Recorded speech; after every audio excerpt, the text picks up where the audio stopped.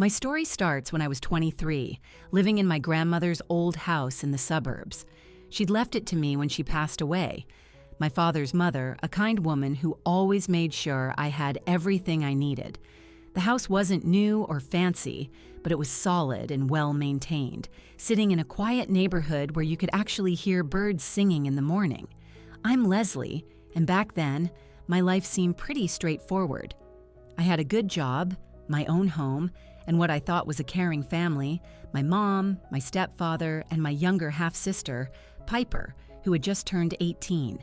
They lived in a more modern house closer to the city, though they were still paying off a hefty mortgage that would take them many more years to clear. "Leslie, honey, can we talk?" My mom asked one Sunday afternoon when she came over for our weekly coffee. "You know, your stepdad and I have been thinking. This house of yours. It's exactly what we've always dreamed of. The quiet location, the garden space." I nodded, wondering where this was going. "And I know your commute to work is pretty rough from here," she continued. "Our house is so much closer to your office." That's when she laid it out, her brilliant idea to switch houses. They would move into my grandmother's house, and I would take their place in the city home. I just needed to keep paying their mortgage. "Think about it," she said, her eyes bright with excitement.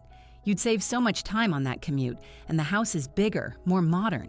Plus, your stepdad and I have always wanted to live in a place like this." I considered it for a moment. She wasn't wrong. Their house was newer, with an updated kitchen and more space, and the location would cut my daily commute in half. "What about the paperwork?" I asked. "Shouldn't we get something in writing?" Mom waved her hand dismissively. "Oh, honey, we're family. Why waste money on lawyers? You know I'd never do anything to hurt you." The move happened quickly after that. I settled into my new place easily enough. Every month, I faithfully sent Mom the mortgage payment, usually more than the required amount because I wanted to help pay it off faster. I put money into fixing up the house, too, replacing old appliances and giving several rooms a fresh makeover. For 4 years, that was our arrangement. I paid the mortgage without fail, often contributing extra when I could. Everything seemed perfect. I had a shorter commute, a modern home, and what I thought was a solid agreement with my family. The business trip to the neighboring state seemed like any other. 2 weeks of meetings, presentations, and hotel rooms. I was actually looking forward to getting back home and sleeping in my own bed. The last thing I expected was to find myself locked out of my own life. It was a chilly evening when my Uber dropped me off. I wheeled my suitcase up the driveway, noticing something odd. The porch light was on and I could hear voices inside. Weird, since I lived alone and definitely hadn't left any lights on. "What the hell?" I muttered, trying my key in the lock. It didn't fit. I tried again, then again, my confusion turning to panic as I realized the locks had been changed. Just as I was about to call a locksmith, the door swung open. There stood my sister, Piper, now 22, wearing my favorite fuzzy slippers and looking at me like I was some unwanted solicitor. Behind her, a tall guy I recognized as her new husband lounged on my couch, feet up on my coffee table. "Oh, you're back," Piper said, leaning against the door frame with a smirk I wanted to wipe right off her face. "Your stuff's in the garage." I stood there, suitcase still in hand, trying to process what I was hearing. "My stuff? What are you talking about? This is my house." "Not anymore," she said, examining her perfectly manicured nails, the kind our parents had always paid for even when they claimed they couldn't afford new school clothes for me. Mom and Dad gave it to us as a wedding present. We're living here now. The world tilted sideways for a moment. "Are you insane? I've been paying the mortgage on this house for 4 years. Yeah, about that." Piper rolled her eyes, looking exactly like Mom when she was about to dismiss someone's feelings. "That's not really my problem. Mom and Dad gave us the house." She made a shooing motion with her hand. "So, you need to leave. Get off our property before we call the cops." Standing there on my own porch, suddenly homeless, memories started flooding back. All the times Piper had gotten special treatment, The new iPhone when I was still using a flip phone, designer clothes while I got hand-me-downs, the brand new car for her 16th birthday while I took the bus, the expensive college tuition while I worked my way through community college. I stood there trembling with rage as my little sister prepared to close the door in my face. "Where am I supposed to go?" She shrugged. "Not my problem. Get a hotel or something. Just don't come back here." The door slammed shut. I heard laughter from inside, my sister and her husband, making themselves at home in the house I'd spent 4 years paying for, improving, making my own. I don't remember walking back to my car. I don't remember the drive to our parents' house, my grandmother's house, the one I'd given them in our swap. All I could think about was how this pattern had been there all along. The favoritism, the special treatment, the way Piper always got everything she wanted while I was expected to just deal with it. But this was different.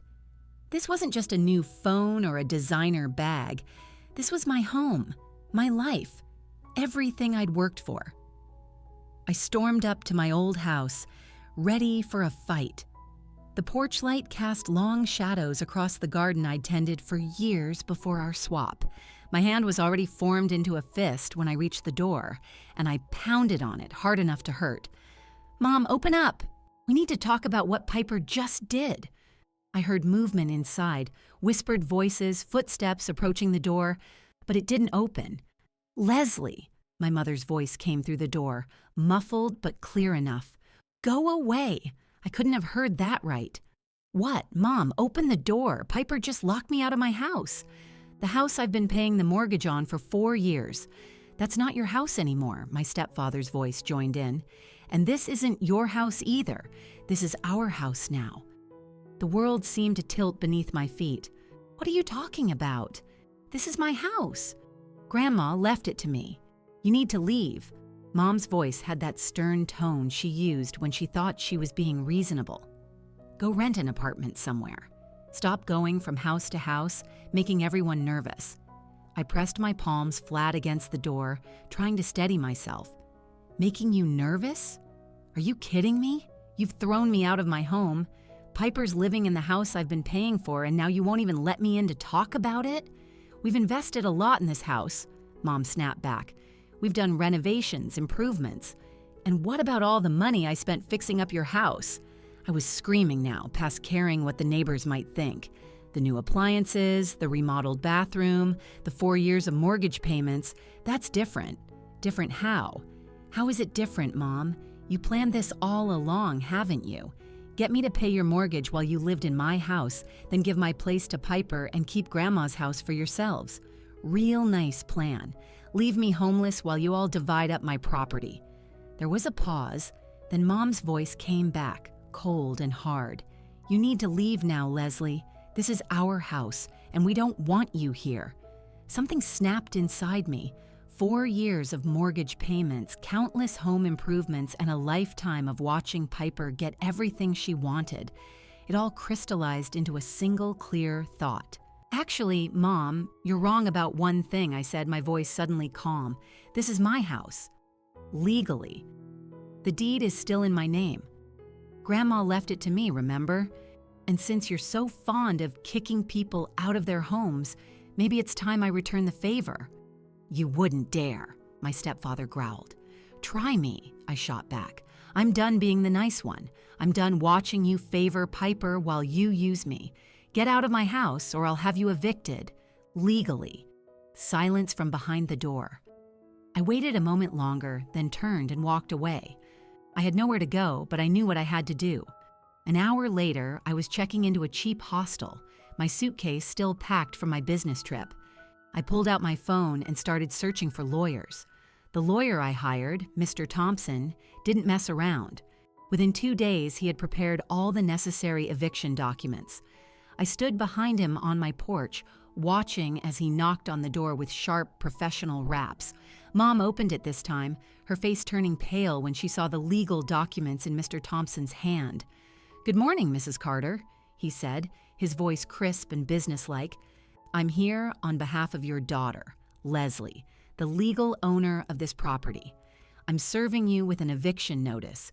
"You can't do this," my stepfather appeared behind Mom, his face red with anger. Mr. Thompson remained unfazed. "Actually, we can, and we are. You have 3 days to vacate the premises.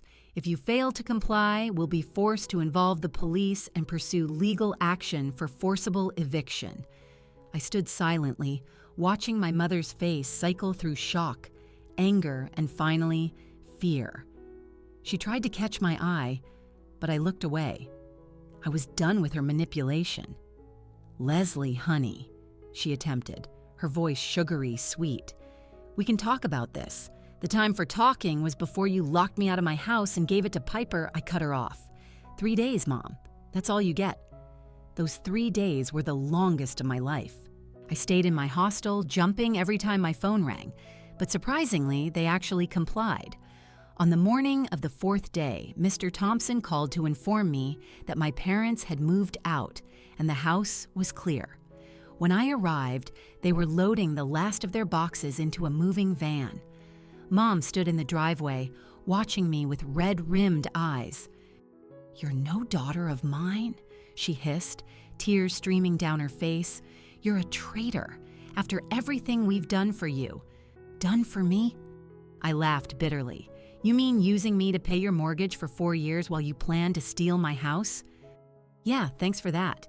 She got into their car without another word, and I watched them drive away to whatever rental they'd managed to find. The moving van followed, and suddenly the driveway was empty. My house was mine again. Inside, I found chaos. Drawers left open, things strewn about, but nothing majorly damaged.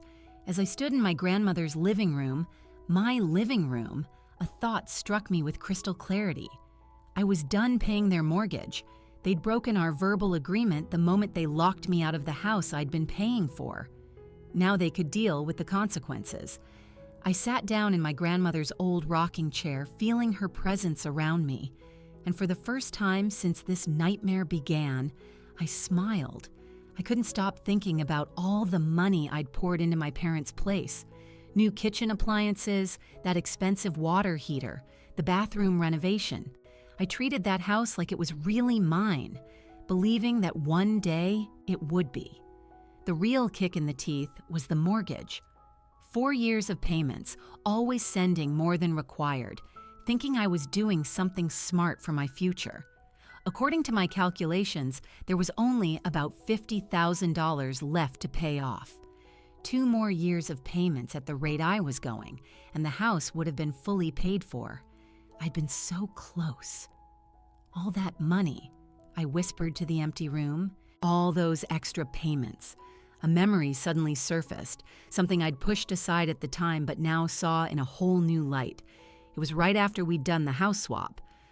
Mom had been sitting at her new kitchen table, stirring her coffee with that innocent look she always got when she wanted something. "Leslie, honey," she'd said, "I've been thinking.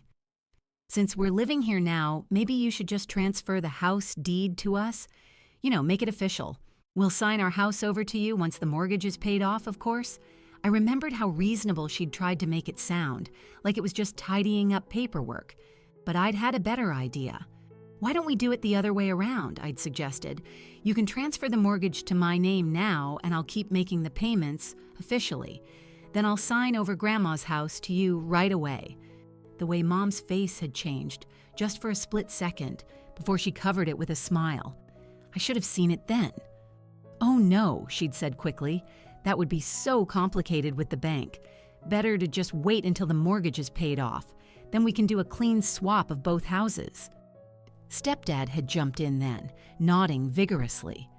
"Much simpler that way, Leslie. No need to involve the bank or lawyers. We're family after all." Sitting here now, in my grandmother's rocking chair, I could finally see it all clearly. They'd never intended to give me that house. They'd wanted both, their house and mine.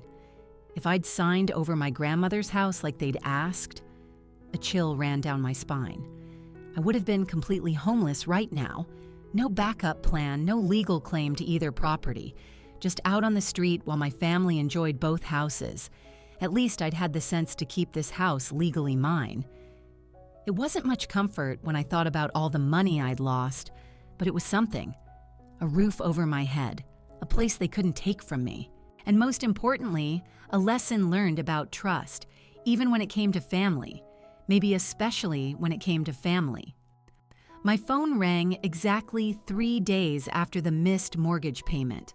I was sitting in my grandmother's kitchen, drinking coffee and trying to figure out how to rebuild my life when Mom's name flashed on the screen. I almost didn't answer, but part of me wanted this confrontation, needed it even. "Where's the mortgage payment?" She didn't even say hello. Her voice was sharp, entitled, like I was some delinquent tenant rather than her daughter. "The bank's going to charge us late fees." I let out a laugh that probably sounded a bit unhinged. "Are you seriously calling to ask me for money right now?" "Of course I am. You need to pay the mortgage." "Let me get this straight," I said, gripping my coffee mug so hard my knuckles turned white. "You kick me out of the house I've been paying for, give it to Piper and her new husband, and you still expect me to make the payments. Are you insane? That house belongs to Piper." "Then let Piper pay for it," I cut her off. "She lives there now, doesn't she? Living her best life with her husband in the house I renovated, the house I've been paying for?" Mom's voice turned shrill, hitting that pitch she always reached when things weren't going her way. "Piper can't pay the mortgage. She just graduated college. She's not even working yet. They just had that beautiful wedding, and they're still settling in." "Not my problem," I cut her off again, feeling a strange calm settle over me. "Not anymore." "You gave her my house?" "Great. She gets the mortgage payments too." There was a pause. Then Mom's voice turned threatening, that same tone she'd used to manipulate me since childhood. "Fine then. We'll just move back into your house." I actually laughed out loud at that, and it felt good. "Like hell you will. Try it, and I'll have you arrested for trespassing. I've already evicted you once. Want to go for round 2? You can't just stop paying." "We had an agreement you broke when you gave my house to Piper and her husband. Besides, you're almost done paying it off anyway. What is it? About $50,000 left?" The silence on the other end made my stomach drop.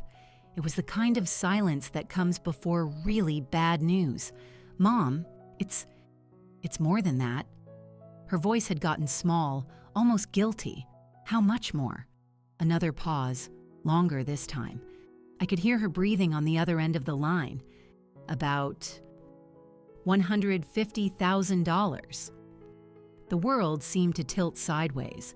My coffee mug slipped from my hand, clattering against the counter, but thankfully not breaking. "What? That's impossible. I've been paying extra on that mortgage for 4 years. I put in thousands more than the required payments. There's no way." "Well, what did you do with the extra money I sent?" My voice had risen to a shout that echoed off the kitchen walls. "What did you do with it?" The silence that followed was deafening. My mother's next words made my blood run cold. "Oh, we paid the regular mortgage payments," she said casually, like she was discussing the weather. "The extra money you sent, well, we had expenses." "Expenses?" My voice was barely a whisper. "What expenses?" "Well, your stepdad and I needed a vacation after all the stress of moving. We went to Europe for 3 weeks, Paris, Rome, Madrid. Beautiful cities." She actually sighed dreamily. "Then there was Piper's college tuition. You know how expensive private universities are these days. And of course we had to renovate the house. I couldn't breathe. 4 years of extra payments, thousands and thousands of dollars spent on vacations and renovations, while I thought I was paying down the mortgage. You stole from me," I managed to say. "You took my money and went on vacation with it." "Don't be so dramatic, Leslie. We're family. We just redistributed the funds where they were needed most." I hung up. My hands were shaking so badly I dropped the phone. For an hour, I just sat there in my grandmother's rocking chair, trembling with rage and betrayal. When I finally managed to stop shaking, I blocked their numbers. All of them. Mom, Dad, Piper, done. But of course, it wasn't that easy. 2 days later, they showed up at my door, pounding and yelling like they owned the place. "Open this door right now," Mom's voice was shrill. "We need to talk about the mortgage payment." I stood on the other side of the door, not moving. There's nothing to talk about. I'm not paying another cent. You have to! Stepdad's voice now, angry and demanding. You're responsible for the payments. Actually, I'm not, I called back, feeling stronger with the solid door between us. But you know what I do have? Bank statements showing every payment I made, text messages and emails about our house swap agreement, evidence of fraud according to the lawyer I talked to yesterday, silence from the other side of the door. If you don't stop harassing me, I continued, I'll take you to court, and trust me, I can afford a long, expensive legal battle a lot better than you can. Want to try your luck? They left after that, but not before hurling a string of obscenities that would have made a sailor blush. I waited until I heard their car drive away before letting out the breath I'd been holding. A week later, my cousin Tracy called. Leslie, you might want to know, your parents are in trouble. They're struggling with the mortgage payments. They burned through all their savings, even their retirement fund. And Piper? She had a huge fight with them when they told her she needed to start paying the mortgage. Apparently, she screamed that they promised her a free house, not a debt. The neighbors said they could hear the shouting from across the street. I hung up and stared out my window at the garden. The irises my grandmother planted were blooming, their purple petals bright against the green leaves. She'd always told me that you reap what you sow. I wondered what my family would harvest from the seeds of betrayal they'd planted. 3 months after I stopped paying the mortgage, I heard through the grapevine that my parents had finally shown their true colors to Piper, too. My cousin Emma called to tell me the story. You won't believe this, she said. They actually called the police on Piper and her husband. Apparently, they told Piper she had to start paying the mortgage or get out. When she refused, they showed up with 2 police officers and an eviction notice. The neighbors said Piper was screaming about broken promises the whole time they were packing their stuff. But that was just the beginning. The calls started coming in from various family members, each with a new piece of the puzzle. Aunt Sarah told me they were asking everyone for loans. Uncle Bob said they'd tried to refinance but been denied. Cousin Mark mentioned they were looking into reverse mortgages. Then came the call that really opened my eyes. Aunt Mary, Mom's sister, always the family gossip, had the real scoop. Did you know about the other loans? She asked, her voice dropping to a conspiratorial whisper. They took out personal loans for Piper's car, that fancy Mercedes she got for graduation. And you won't believe this, but they borrowed money for her honeymoon too, paid for her and her husband to spend 2 weeks in the Maldives. They're in debt up to their eyeballs. I sat with that information for a while, thinking about all the times I'd eaten ramen noodles to save money for extra mortgage payments. The final piece of the puzzle came from my friend Sarah at the bank. We were having coffee when she leaned across the table looking concerned. I probably shouldn't tell you this, she said, but the bank sent your parents a demand letter last week. They're 3 months behind on payments now. I stirred my coffee slowly. Let me guess, they're about to lose the house. She nodded. If they don't come up with the money soon, the bank will foreclose. I knew what would happen next. They'd show up at my door, crying and apologizing, begging for help. They'd promise to do better, to make it right. Mom would probably bring her apple pie just like she had when she first suggested the house swap. But I was done. Done being their ATM. Done watching them favor Piper. Done letting them manipulate me. They'd made their choices. Multiple mortgages, personal loans, lavish trips, and expensive cars. Now they could live with the consequences. I looked around my grandmother's house, my house, with its solid walls and blooming garden. She'd left it to me because she wanted me to have a secure future, not because she wanted me to bail out my parents' bad decisions. They're gonna lose everything, Aunt Mary said in her last call. Aren't you gonna help them? I thought about the 4 years I'd spent paying their mortgage while they spent money on vacations. I thought about being locked out of my house, about my things being thrown in the garage, about my sister living in the home I paid for. No, I said finally, I'm not. Sometimes the hardest lesson to learn is that you can't help people who won't help themselves. My parents had made their bed, now they could lie in it. I had my own life to live, in my own house, with my own future ahead of me. And this time, I wasn't sharing. The end of the story.